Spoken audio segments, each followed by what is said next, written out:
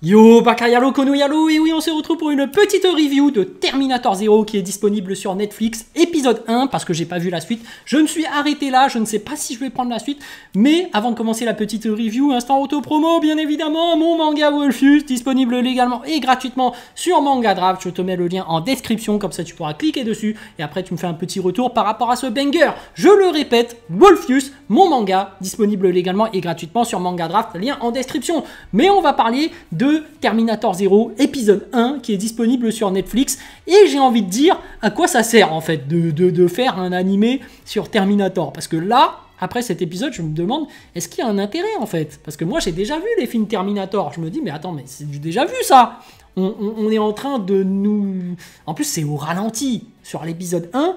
C'est vraiment l'introduction. Ils n'ont même pas encore envoyé la machine de Terminator sur les anciens temps. Donc vraiment, enfin, à la fin, ils le font.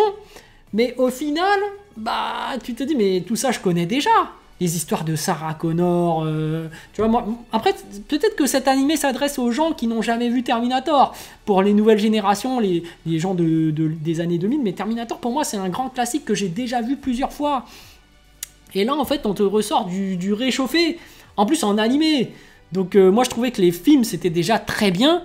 Je vois pas l'intérêt de faire un animé. Surtout qu'en réalité, un film, pour moi, c'est quand même mieux qu'un animé. C'est-à-dire que s'il y a un animé, en général, si on te fait un live action, c'est pour sublimer le dessin animé. C'est pour t'en faire un film, pour te dire « Waouh, en film, c'est encore mieux ». Donc pour moi, c'est vraiment le sommet de la qualité des films. Et là, en fait, ce qui se passe, c'est qu'avec Terminator, on avait déjà atteint des sommets. Alors, pourquoi en faire un animé?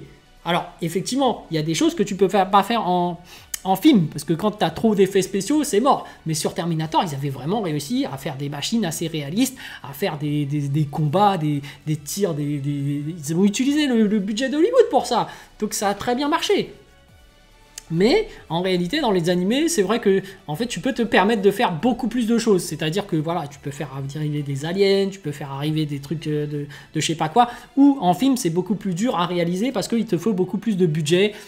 Et parfois, tu peux quand même arriver à le faire, parce qu'on sait que maintenant, avec la technologie, tu es capable de faire des choses assez impressionnantes, notamment quand tu vois les films des Avengers, de Marvel, tu te dis, waouh, tu peux faire venir des extraterrestres, des super-héros, tu peux faire des super-pouvoirs, tu peux faire des explosions, comme dans Terminator, hein, tu as des bombes atomiques, bah voilà, tu as la technologie, du moins au niveau des films, pour te faire produire des grosses explosions. C'est pas des vraies explosions, évidemment, mais ils ont trouvé des moyens pour faire des effets spéciaux, pour que ça paraisse réaliste et que tu sois immergé dans ce film.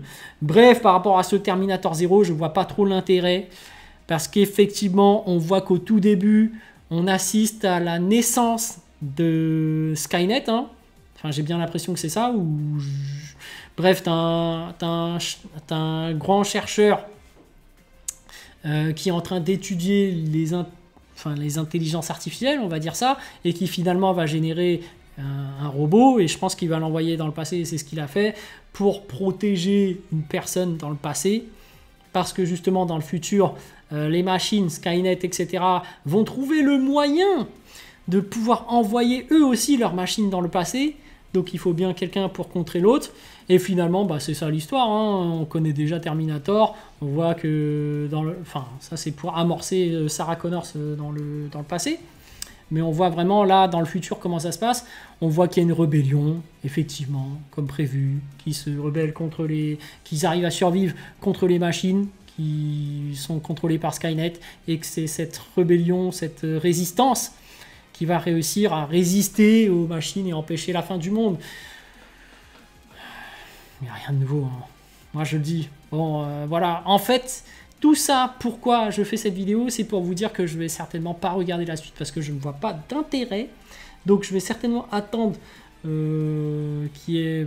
je sais pas, non, je vais même pas attendre en fait qu'il y ait plus d'épisodes, plus de saisons pour regarder la suite, plus de retours en fait. C'est ça que je voulais voir, c'est que vraiment j'allais attendre qu'il y ait des gens qui ont déjà vu toute la série pour me dire que oh, c'est un truc incroyable, faut que tu le regardes, mais non en fait. Parce qu'en fait j'ai déjà vu, c'est ça le problème. Enfin bref, pas d'intérêt. Terminator 0, je m'arrête là. Les amis, sur ce, je vous dis donc à plus dans le bus, ou plutôt à plus tard dans le car, ou plutôt à bientôt dans le bateau.